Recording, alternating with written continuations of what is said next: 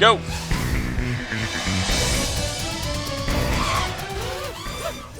Drone racing, if you didn't know one thing about it, I would say think of Star Wars with the pod racing.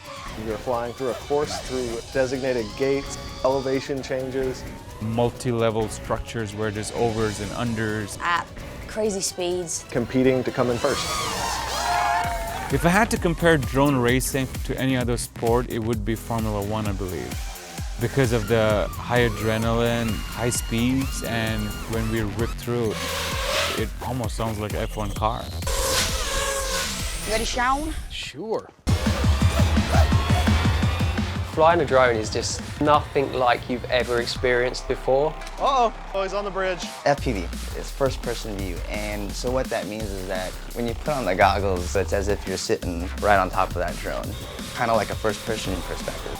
When the goggles are on, you forget you're standing there, you forget you're in a chair, you don't know if you're in a field. And then that takes you to some weird places where like you might be flying for quite a while and you might see yourself from the actual drone and notice like, ooh, who's that? Oh my God, oh my God. You just feel like Superman, straight up. Just wherever you want to go, whatever you want to do, how fast you want to go, how slow you want to go, you can do it. At one point, your adrenaline starts going up, your heart starts beating harder, and that's the reason why this feels so real. I mean, it feels like you're actually flying a real aircraft in the air. It's on the takes the lead! Oh!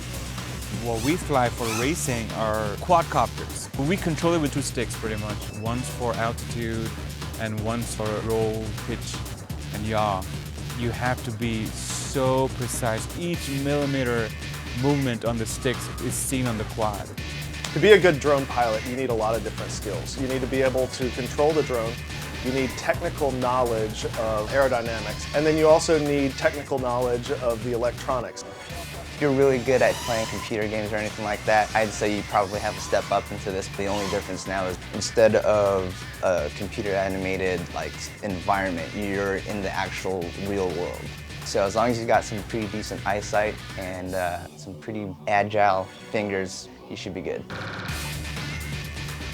Oh. There's a lot of great pilots out there, and to stand out, you really need to put in a lot of effort.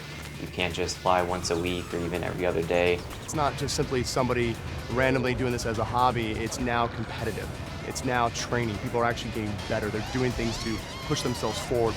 Just like anything else, drone racing is about that competitive aspect. So you're always just like, at the same time, if somebody gets in front of you, then you're like, oh no, now I just gotta catch up.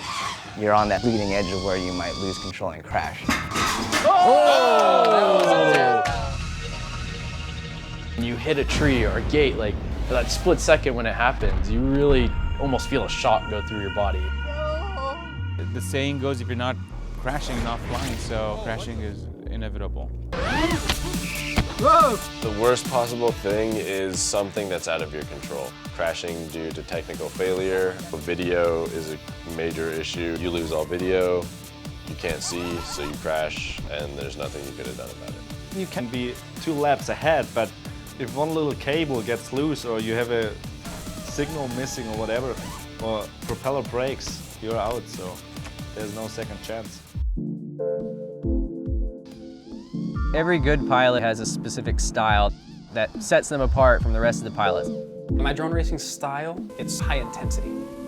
I am known for power loops, hitting gaps at the apex, in the dive, doing various acrobatic tricks. Taking off in 3, 2, 1, go. My flying style is very much flying it like a fixed wing aircraft.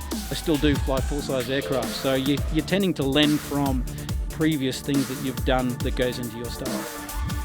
I'm gonna do it, I'm gonna do it, I'm gonna do it. What makes it special is the community and getting together with my friends and going out and flying and pushing each other, and also just kind of like, I bet you can't do this sort of thing, and seeing what we're capable of.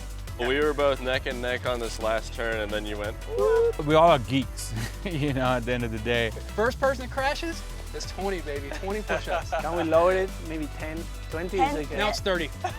For the most part, we just click together, we get along. Holy crap, what did you hit? You know, the community is really strong. These pilots are really strong with each other, but it's a good group.